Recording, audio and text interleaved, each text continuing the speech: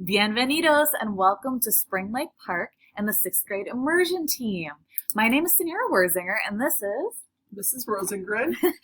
and Senora Kennedy.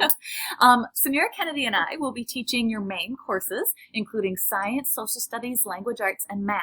And Mrs. Rosengren, I'll be teaching you English. So we hope to see everybody tomorrow during our meet and greet. We have our meet and greet first set up online if you would like to join from 3 to 3:30 and in person from 3:30 to 7 o'clock. If you would like to know the times that you are able to come in, it is set by your last name.